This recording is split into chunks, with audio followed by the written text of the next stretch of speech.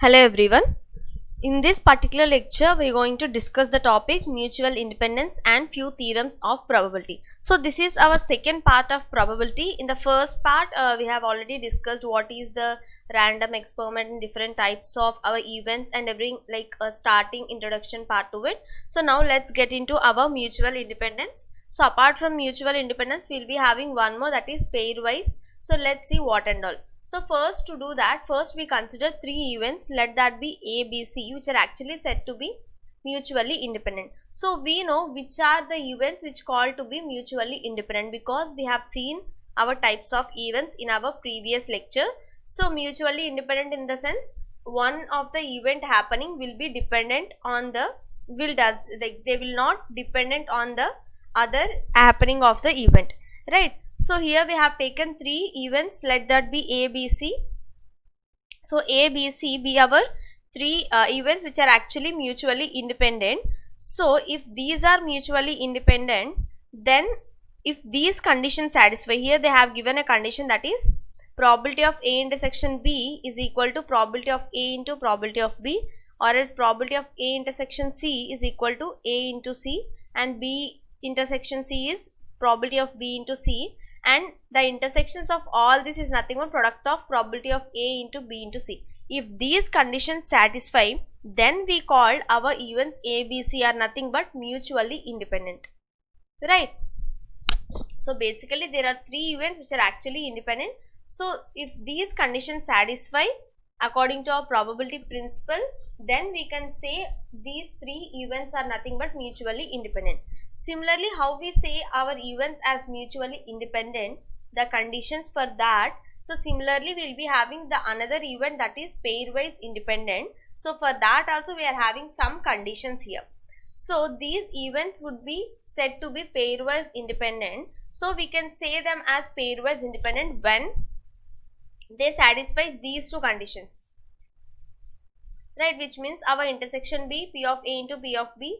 So P of C and then P of A intersection C. So if these conditions satisfy apart from our intersection. So apart from this, if these conditions satisfy, we can even say them as our pairwise independent. So thus we can say that mutually independent events are pairwise independent, but the converse may not be true, because for mutually independent we are having one more condition. So all the pairwise independent are nothing but mutually independent, but the converse doesn't take place. It's not, may not be true.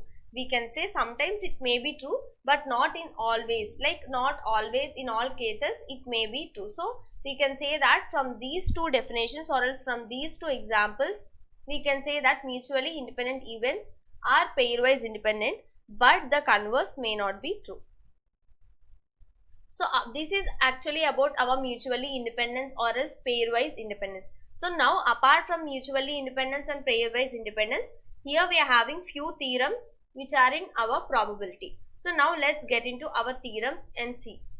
So here there are two events, let them be A and B. So if A and B are two mutually exclusive events, if you observe these events are nothing but mutually exclusive, then we will be having our P of probability of A union B is nothing but probability of A plus probability of B.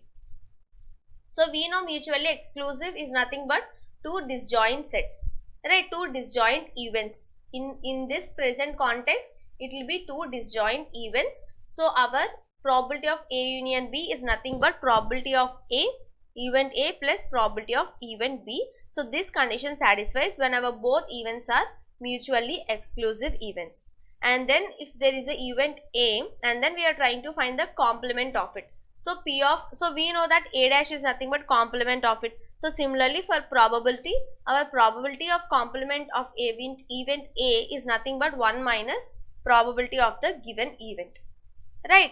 So it's nothing but, because our total sum of probabilities will always be, the max probability is always be 1, that we know.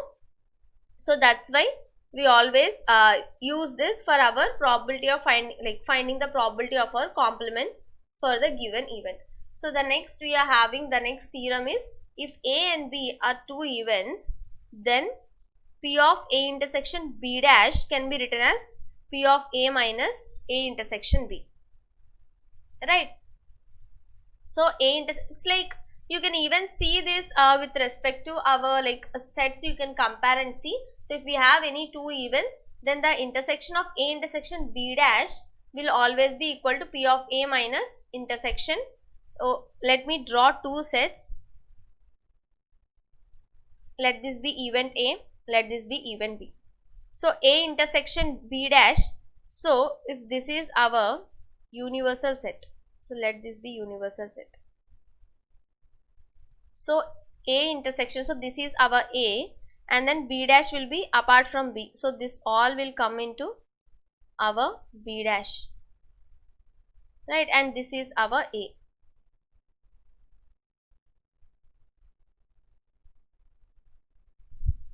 So A intersection B dash is nothing but this part. So this shaded part is nothing but A intersection B dash, which is nothing but the probability of the event A apart from the intersection part. So you can see in this Venn diagram, and that is nothing but equal to probability of A minus P of A intersection B. So similarly, if we have two events, our union can also be written as, we know this basic formula in terms of our set.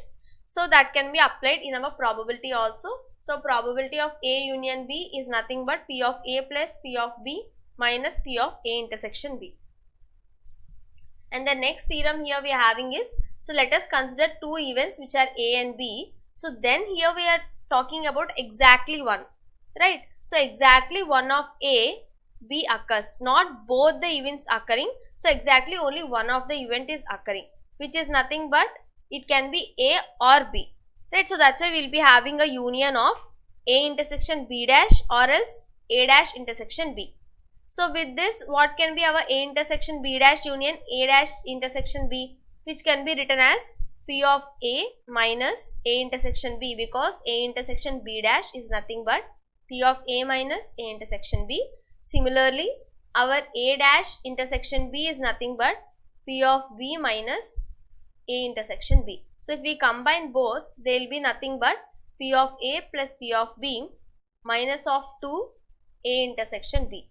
So P of A plus P of B minus A intersection B is nothing but A union B, because we have written that our P of A union B is nothing but P of A plus P of B minus P of A intersection B. So in this complete place, I have replaced with union, which means when my event is occurring exactly one of the event, then my probability will be equal to P of, here it will be P of A union B minus P of A intersection B, right? Exactly one of the event occurs, right? So here, if exactly one of A and B occurs, we can even determine that in another way, which we have written here, because our P of A union B minus A intersection B can be written in another form, that is in terms of our complement form. So if we write in terms of complement form, which gives as a result, that is nothing but P of A complement union B complement minus P of A complement intersection B complement, which is nothing but the same, right? So we can use even our complement to determine the probability of occurring exactly one of the event, right? Or else we can directly use our normal normal events, and we can find the probability of occurring exactly one of the event. So let's get into our next theorem. So the next here we are having is, here we are having two events, let them be A and B. So if we are finding our union of A complement and B complement, that is nothing but our 1 minus intersection of the two events, right? If we are finding the intersection, it will be 1 minus union of the both, right? We can use this as our theorems while solving our problem. So similarly, here we are having a 3 events, then our union of all the 3 is nothing but the sum of P of A plus P of B plus P of C minus intersection of the pairwise events, right? So we know how we get this, because in sets we have dealt with respect to our diagram. So that is nothing but with respect to our Venn diagram form. So if you have any doubts of this formula and all, you can go back to our sets lectures, where you can find our brief proof of it, so that you can have an idea how we get this formula, right? So now let's see for at least. So at least 2 of them should occur, which applies the intersection of these two, like pairwise and then intersection of all the three. Similarly exactly 2, here at least 2, here exactly 2, and then exactly 1. So for each of them we are having our corresponding like what we can say formulas, or else it's like a theorems, right? So these and all we have seen in terms of sets we have seen, but the only thing we can the change we can find here is, here we talk in terms of probability, there we talked in terms of our set, that is number of elements and everything. So and the final here we are having is Boole's inequalities, right? So they actually state two inequalities which actually use in our problems, everything. So in this inequalities, for example, if you see, first we have considered two events A and B, then our union will be equal to P of A plus P of B minus intersection. So this is the common we know. If our intersection is greater than or equal to 0, then this part will be, union will be less than or equal to this, because if this is equal to 0, it can be equal to this or else less than this, right? Because it's a subtraction part of it. So always equal to our P of A union B will be always equal to our P of A plus P of B, or else less than that, because we'll be subtracting our intersection part of it, right? Because our intersection can be greater than or equal to 0. So this is one of our inequality using our union and intersection. So the next here we can see is like, if we have a number of events. So here only for 2 events we have checked. So we are extending our number of events. So here we are having n events. So same condition apply here. So here if we have 2 events, it's like A union B. If we have some n events, it will be A1, A2 union, A3 union, and so on until our n events. So which will always be less than equal to our each individual probability of the event, which means P of A1 plus P of A2 and so on until our n events. So in the second part there is nothing different here. It's nothing but initially for the first case we have considered only 2 of the events in particular, but in the second part it's the extension of it. When we have more than 2 events, for example for n events, it can be for any number of events, but still the inequality applies the same, right? So this is all about our Boole's inequality. So till now we have discussed our independence, few theorems and our inequalities, everything. So now let's get into our problems and let's solve few questions here. So here there are questions which state that from a bag containing 5 white, 7 red, 4 black balls, a man draws 3 balls. So let's first see how many total number of balls. So total number of balls, 5 white, 7 red and 4 black, which is nothing but 16 number of balls in total. So a man draws 3 balls at random. Find the probability of them being all white, right? So here once we know the total number of balls, so total number of ways of picking up 3 balls, right? So from 16 we can choose only 3. The man actually chooses or draws only 3 balls, so 16 C3. So 16 C3 is nothing but 16, 15, 14, 3, 2, 1, because you know how to do this combination part of it. 35 into 16, that will be 560. So our total possibilities of drawing the 3 balls is nothing but 560. So our sample space has total outcomes 560. So n of s is nothing but equal to 560. Right. So now here our event. So now we get into our event. So event is nothing but find the probability of them being all white. So our event is all has to be white. Right. So let the event E is nothing but all the 3 balls being a white.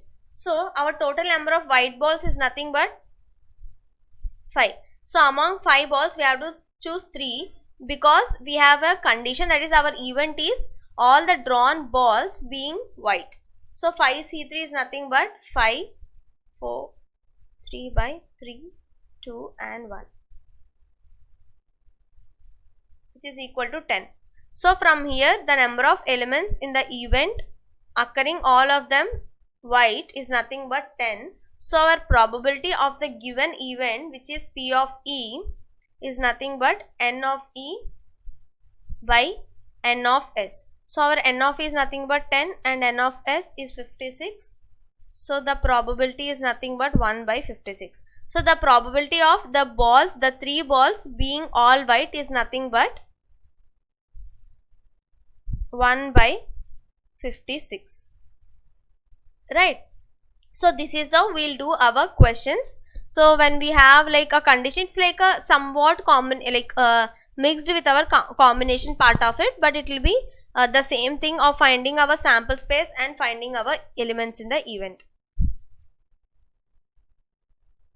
So let's do one more question based on our cards of, like, based on cards.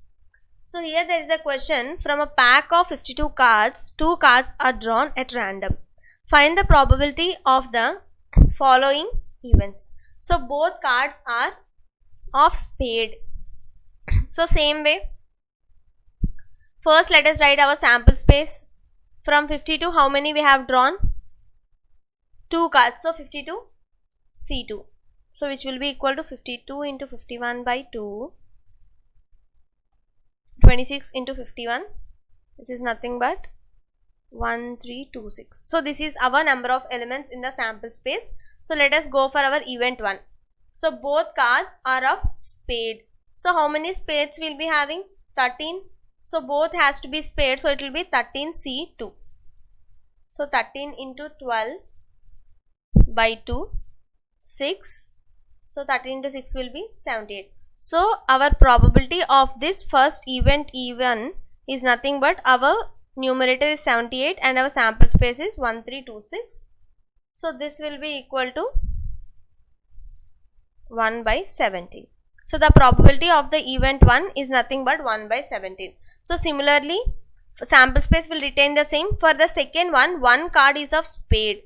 So from spade 13C1, one card is selected and one card is of diamond. So from diamonds it will be 1. So both has been like simultaneously they have to pick up. So it will be a multiplication. So it will be 13C1 into 13C1, 13 into 13, 169. So our probability of event 2 is nothing but 169 by 1326, 13 and then 102.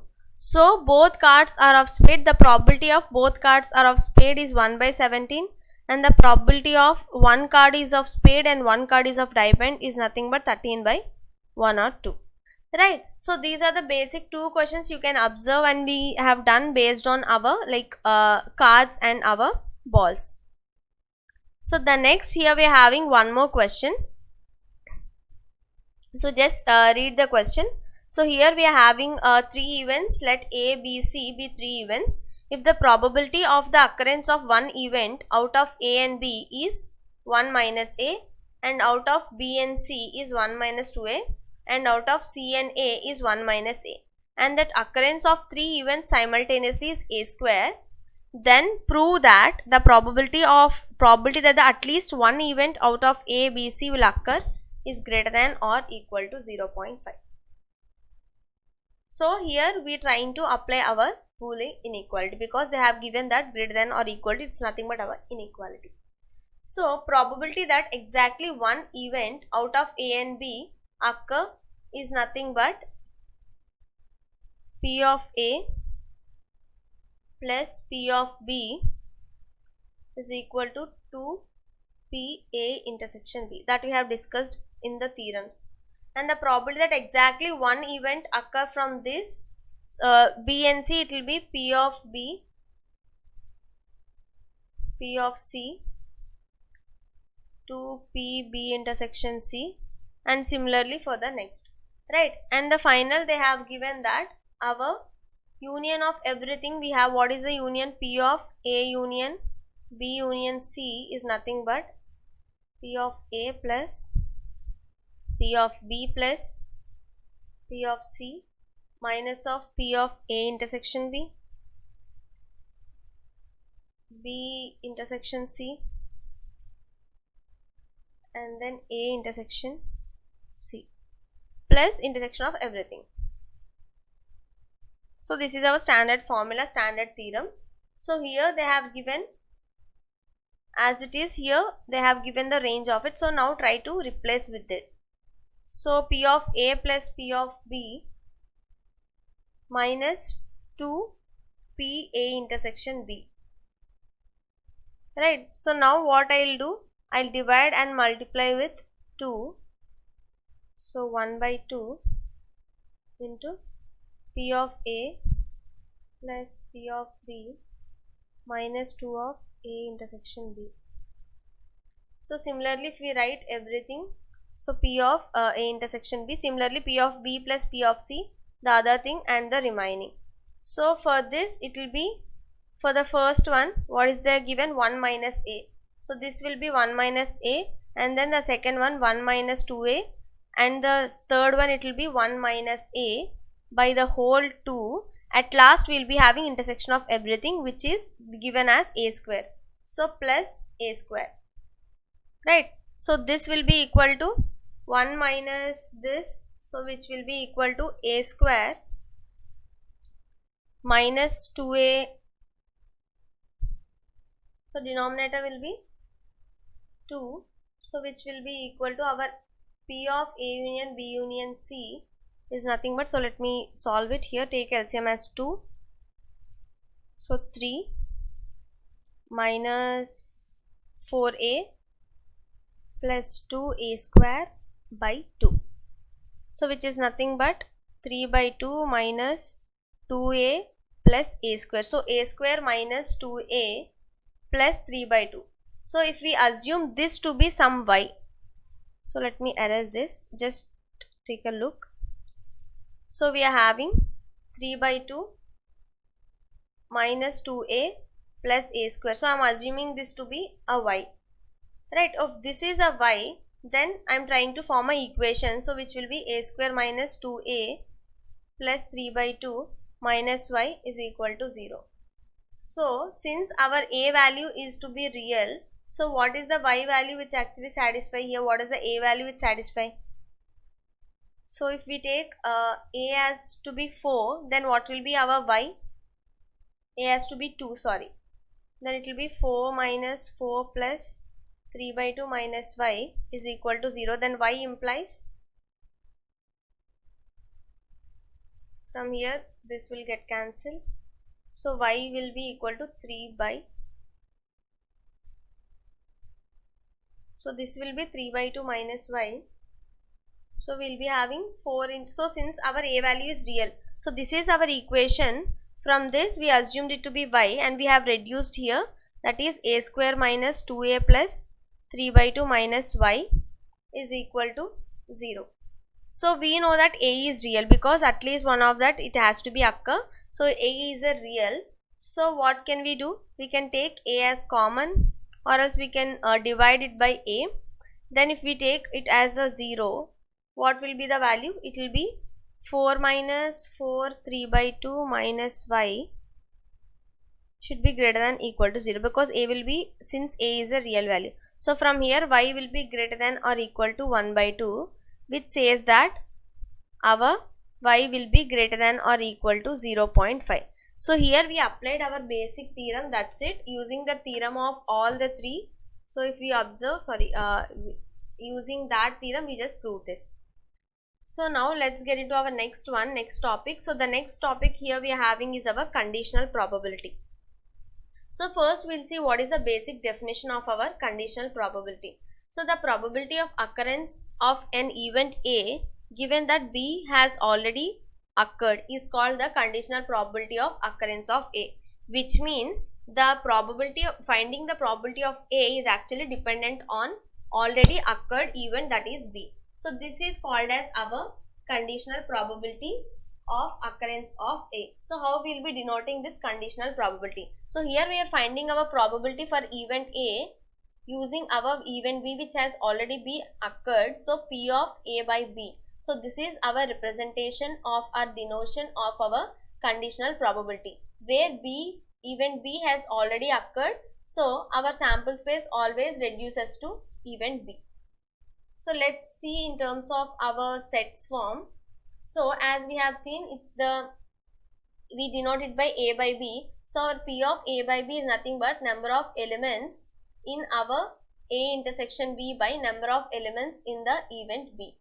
Right, so we should remember that our event of B, number of elements in B not equal to 0, which means our already occurred event should not be a null set. Right, so then how we will be finding our P of A by B? So we will be dividing both numerator and denominator by n. So n is nothing but total number of elements, which is nothing but our sample space. So from where our P of A by B is nothing but P of A intersection B by P of B. So P of A by B is nothing but equal to P of A intersection by P of B. So this is our conditional probability of occurrence of event A. So from here we can say our P of A intersection B is nothing but, so if we cross multiply, this will be equal to A by B into P of B will be equal to P of A intersection B. Similarly, if we are finding with respect to A, so this will be B by A into P of A will be equal to P of A intersection B. Right. So here we have to remember that our both P of B and P of A should not be equal to 0. Which means with respect to whatever event we are finding, that should not be equal to 0. Which means that particular event which has already been occurred should not be a null set. Right. So in this we have discussed our mutual independence and few theorems in probability and then our conditional probability. So in the next part of it we will be discussing a few more like theorems and our next binomial distributions and everything in our next lectures of probability. Thank you.